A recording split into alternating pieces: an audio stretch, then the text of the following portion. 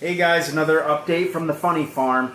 You can see we still have all kinds of work going on here, all kinds of construction, but we also continually have animals coming in, which is awesome. So we got some new guys in, those help keep our sanity. And so we've got the starter tank set up here. Obviously the 500 is still broke down as we're doing the transition with the move. We're going to, if you guys remember at the old house, we had that set up as a little mini monster tank for our freshwater fish. Now we've got two 10-foot by 4-foot tanks, so plenty of room for the bigger guys, and the 500 is going to go to a more community saltwater. So, you know, these are just little damsels and chromis that we've got here starting the tank up, but we also have some eels from the old tank. Of course, usually they're out and about. We've got, I think, 3 eels in here, 2 snowflakes. Oh, you can see another one down there if you can see it through. Of course, certain parts of the tank still have algae or whatever growing on it getting set up.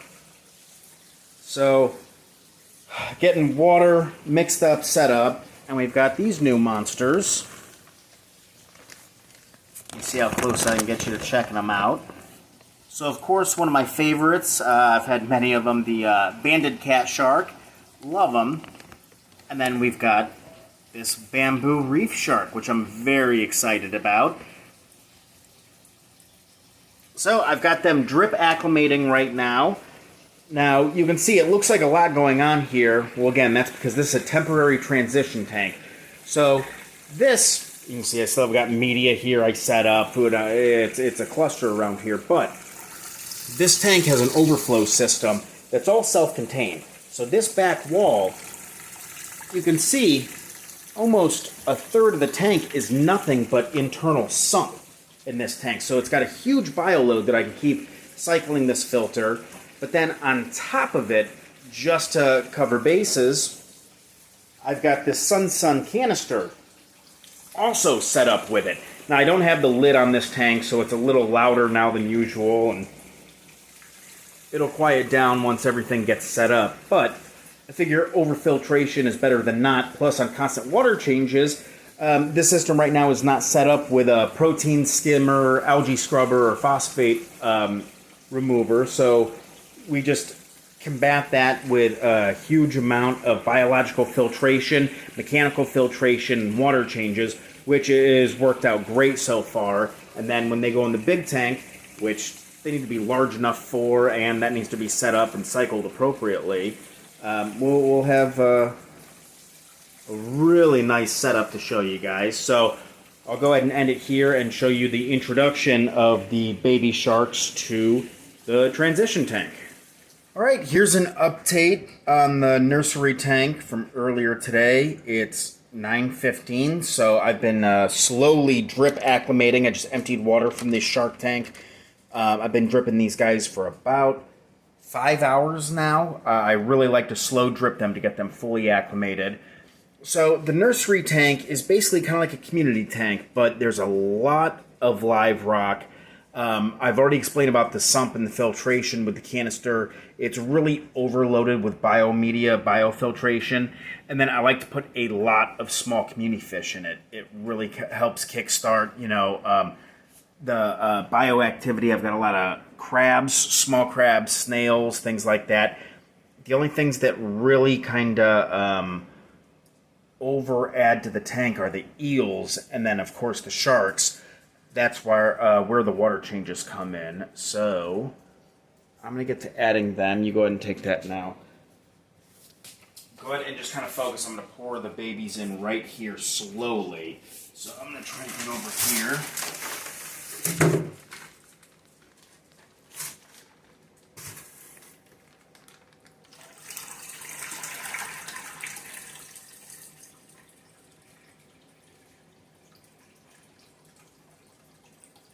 Alright, here they're about ready to go.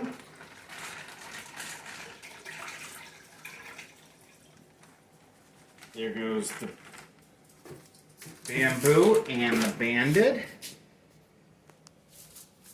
So the bamboo's quickly going off and finding a spot in the corner.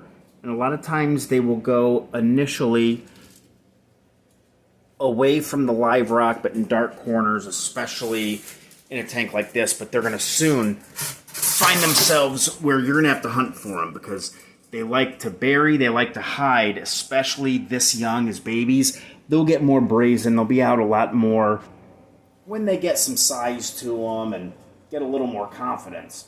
But until then, it's really important to make sure that live rock is well seated, because if not, they will upend that live rock, and it can actually fall on them and kill them, honestly. So we're going to let these guys settle in. We'll give some updates. We've got live ghost shrimp coming for them tomorrow.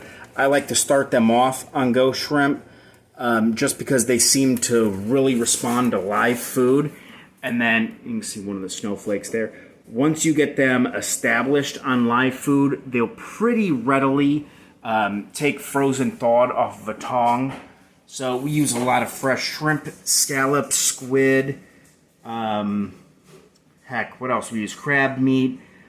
We actually just get some fresh frozen seafood medley that's got a really nice mix of a bunch of things, and they take really well to it. So we'll keep you guys updated and see how these little monsters do. You can see these guys are settling in pretty well, coming out exploring.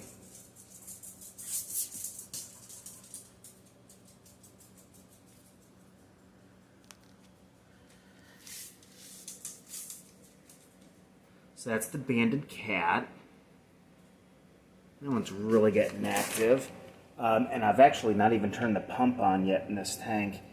I turn the pumps off when introducing, and I'm actually going to feed here in a second. So I like the pumps off for feeding, so it's nice to see them kind of searching around, getting used to the place.